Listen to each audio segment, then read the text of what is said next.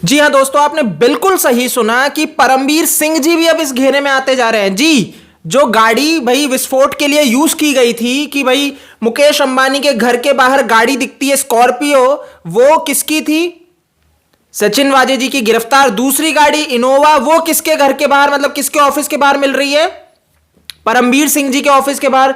तो यानी कि यहां पे तो मुंबई पुलिस पूरी की पूरी लिप्त नजर आ रही है, पूरी लिप्त नजर आ रही है कि कैसे मुंबई पुलिस की अगुवाई में ये सारे चीजों को, इस क्राइम को किया जा रहा था। यहां पे भाई बाहर की कोई टेररिस्ट ऑर्गेनाइजेशन एनआईए को नजर नहीं आ रही है। उनका कहना है कि ये जो आतंकी साजिश जो करने की कोशिश की जा रही थी, ये इंटरनल ही थी। मतलब हमारे भारत में, और भारत में भी, ये महाराष्ट्र में भी सचिन वाजे जिसको गिरफ्तार कर लिया गया है, सचिन वाजे के साथ के जो अफसर हैं उनको गिरफ्तार किया जा रहा है, उनसे पूछताछ चल रही है। और जो इनोवा है वो भी परमबीर सिंह जो कि पुलिस कमिश्नर हैं उनके ऑफिस के बाहर मिली है।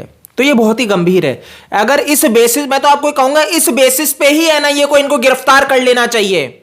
और परमबीर सिंह जी पुलिस कमिश्नर है, तो आप ये मत सोचना कि आप गलत करोगे तो एनआईए यहां पे इनको जाके गिरफ्तार नहीं कर सकती। एनआईए सीधे जाएगी और जैसे सचिन वाजे को धर दबोचा ऐसे ही इनको धर दबोचा जाएगा।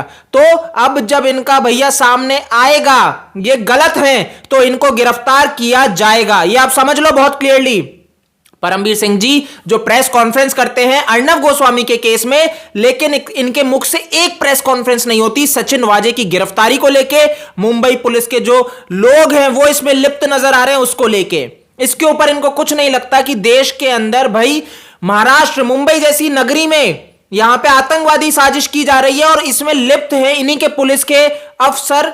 तो इससे ज्यादा शर्म की बात और क्या होगी? और इस पे इनको प्रेस कॉन्फ्रेंस नहीं करनी, लेकिन अर्णव को लेके इनको प्रेस कॉन्फ्रेंस करनी थी। और वो प्रेस कॉन्फ्रेंस जिसमें नाम भी किसका था? इंडिया टुडे का, लेकिन लपेटा जाता है रिपब्लिक को। आप यहीं से समझ सकते हो, बहुत क्लियरली समझ में आ रहा है कि सही चीज को दबाने की इन्होंने हर कोशिश की। तो बिल्कुल सही कहा गया है कि अगर आप इसको लिंक करने की कोशिश करोगे, सारे केस लिंक होते हैं कि कैसे इन्होंने हर चीज को क्यों यहां पे रखा है, कैसे इन्होंने अपने गलत को छुपाने के लिए नई नई चीजें क्रिएट की है।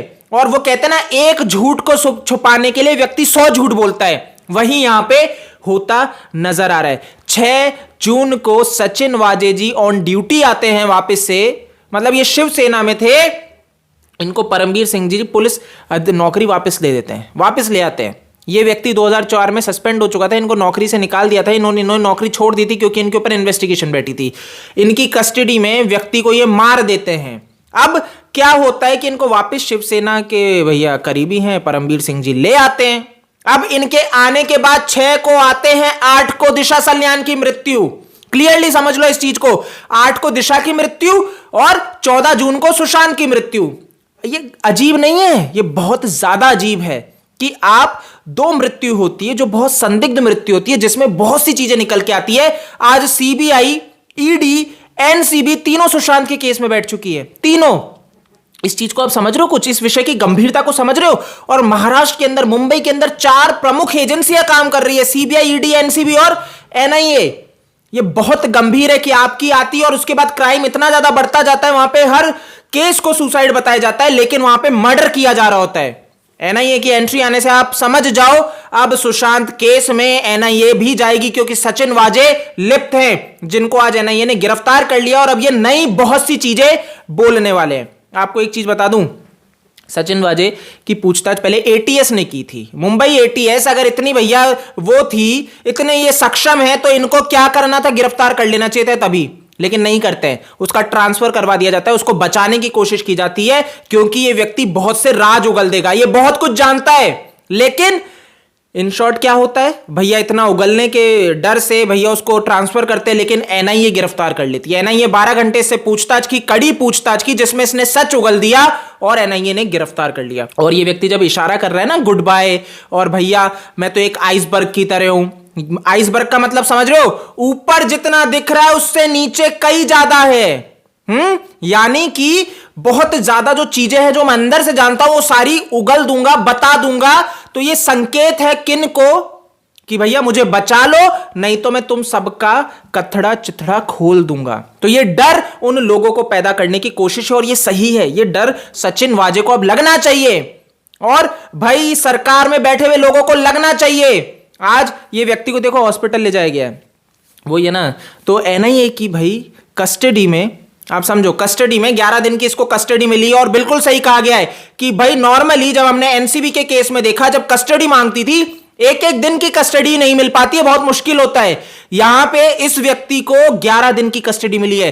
तो अब एनआईए की भाई कस्टडी में आप समझ के चलो बहुत अच्छे से काफी चीजें निकलने वाली है, काफी चीजें बताने वाला है और एनआईए की पूरी जिम्मेदारी है कि इसकी जान की रक्षा की जाए। जो बहुत से लोग कह रहे हैं भैया इसको मार दिया जाएगा, नहीं, एनआईए के ऊपर पूरी जिम्मेदारी है। अगर उनकी कस्टडी में इसको कुछ भी होता है एनआईए के ऊपर बिल्कुल आ जाएगा, उनके ऊपर इन्वेस्टिगेशन बैठ जाएगी, जो भी वहां पे अधिकारी इसमें है एनआईए ऑन ड्यूटी। तो ये समझने की बात है कि वो ये रिस्क कोई नहीं लेगा और यहां पे कोई ऐसी साजिश होने नहीं दी जाएगी। संजय रावत जी बोलते तो बहुत हैं कि भाई मुंबई पुलिस इस केस को सॉल्व करती, मुंबई पुलिस सक्षम है एनआईए की आवश्यकता नहीं थी। तो उसके ऊपर भी एक बात बता दूं संजय रावत जी, आपका समझ में नहीं आता है कौन सी दुनिया में जी रहे हो और कहां आपकी बुद्धि घास करने चलने चली जाती है, कहां घास चरते हो, मेरे को समझ में नहीं आता।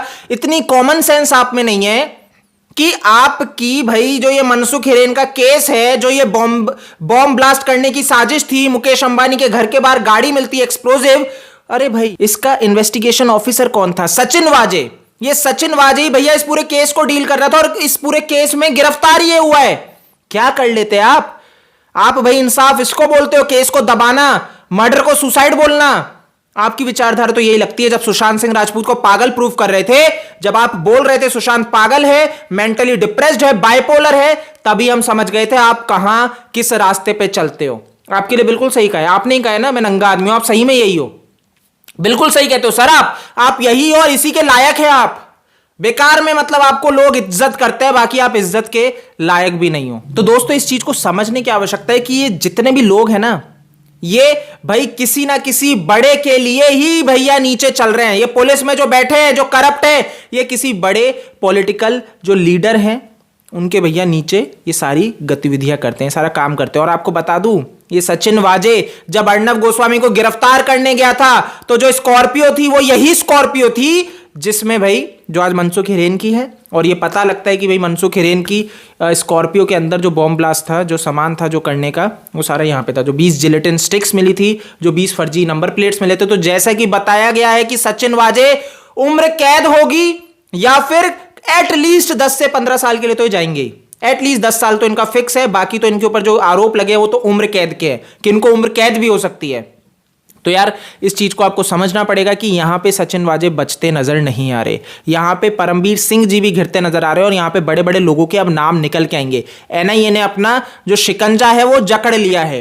सुशांत के केस में अगर पहले दिन ही सीबीआई की मांग कर लेता सुशांत का परिवार, तो आज हमें यह दिन नहीं देखना पड़ता। बहुत क्लियरली बता रहा हूं, आज हमें यह दिन नहीं देखना पड़ता, क्योंकि इससे यह होता जो साक्ष्य मिटाए गए, सबूत मिटाए गए, वो नहीं मिट पाते और एक्शन बहुत तेजी से हो पाता।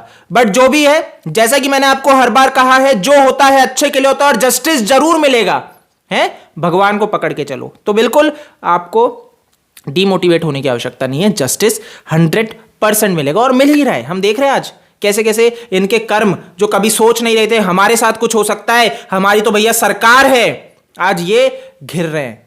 यहां पे मैं आपको बता दूं सेंट्रल एजेंसी कुछ नहीं कर रही है। जो सचिन वाजे जी बोल रहे हैं भैया हमारे ऊपर तो विच हंट चल रहा है, जो संजय रावत जी कह रहे हैं, उद्धव ठाकरे जी कह रहे हैं, अनिल देशमुख जी कह रहे हैं कि विच हंट है, पर्सनल वेंडेटा है सेंट्रल का, सॉरी भैया आपका काल है, आपके कर्म है जिसका फल आप भुगत रहे हो। सेंट्रल तो क्या करेगी, ये तो भाई भगवान का जो डंडा पड़ रहा है ना आपके ऊपर, ये वो है। तो ये काल का डंडे से आप बच नहीं सकते, आपके कर्म है उसको भुगतोगे।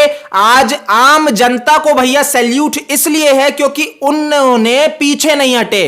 जब दबाया जा रहा था, तोड़ा जा रहा था, आप पीछे नहीं हटे, लड़े, और वो लड़ना आपको कायम रखना पड़ेगा। आगे भी आपकी आवाज बुलंद होगी तो ये लोग डरेंगे, कांपेंगे। इस वीडियो में दोस्तों इतना ही है।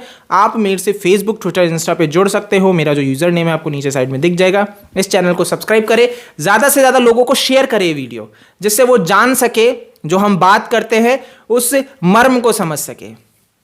जय हिंद।